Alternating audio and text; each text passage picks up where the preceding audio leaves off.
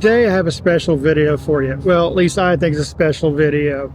We had two unique encounters along the Cook Inlet here in Alaska along the coastline on a really big negative tide. And this video is actually more about the Canon R5 MKII than these two encounters. It's about shooting the Mark II in bad light. And that's what we had on this day. Extremely bad light. Bad light with no yellow light. Clouds, heavy clouds, rain, and heavy wind all day. That's why I couldn't do this type video out in the field, because it's just too windy to capture audio. And it's a bad light day, not like today where it is super gorgeous and blue skies, which has been rare here in Alaska this year. But on this day we had these two encounters. I'll talk about the first one. The first one we had salmon coming up in the river to spawn, pink salmon to be what these fish were. These guys are swimming up. These little immature gull chicks would be jumping down in the water, putting their head in the water, grabbing those eggs that those fish release when they're trying to spawn these eggs out. They'd toss them in the air and then eat them. And this is where pre-capture with Canon R5 MKII came in clutch. Because as these birds toss these guys back up, it happened so fast that if I didn't have pre-capture, I would have missed a lot of those little toss-up things or when they're gulping those eggs down. I could have shot the whole time, but my buffer would have hit and I would have missed the shot. With pre-capture, I captured that shot. So enjoy watching this bit of video, and I'll talk to you in a minute. I may have to move because all of a sudden it got real noisy over here. So I'll talk to you here in a bit.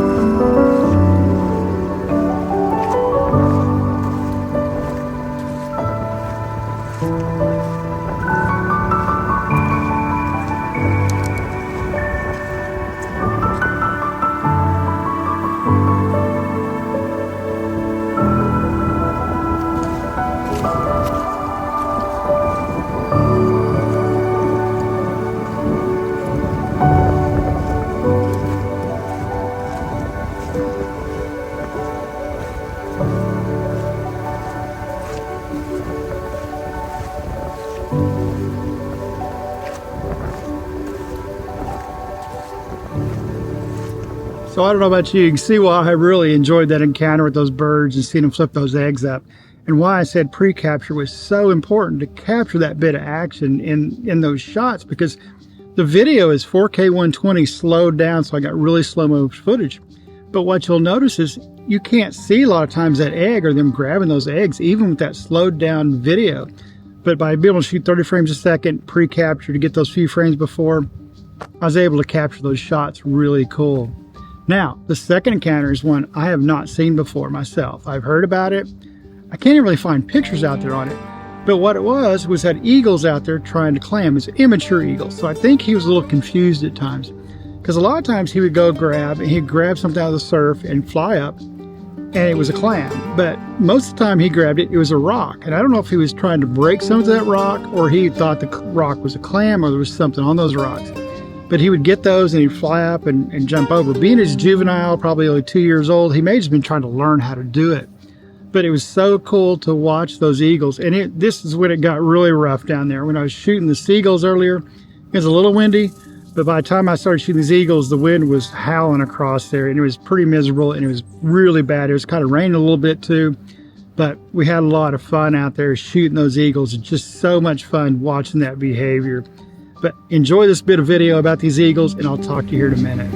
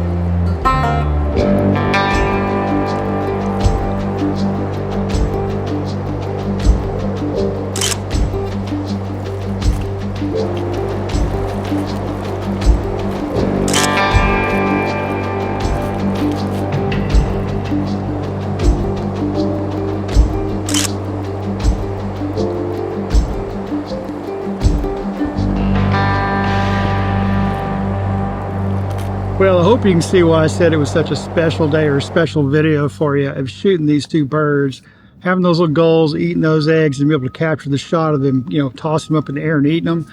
And then an eagle with those rocks and with the clams just trying to break stuff open for food was so cool. And then we had that eagle at the end I just thought was kind of comical. He had the danger sign there that tells you about the rocks and stuff. And then he's up there with all the seagulls come flying down, scattering them off. I thought it was really cool. And then to get the shots with the bloody beak with who's eating those fish on the beach was really, really cool to me. So I hope you guys really enjoyed this video. I hope you can see more what this camera can do in these really bad, horrible light conditions. And it was pretty miserable out there shooting too. But as always, guys, until the next video, get outside and go run that shutter.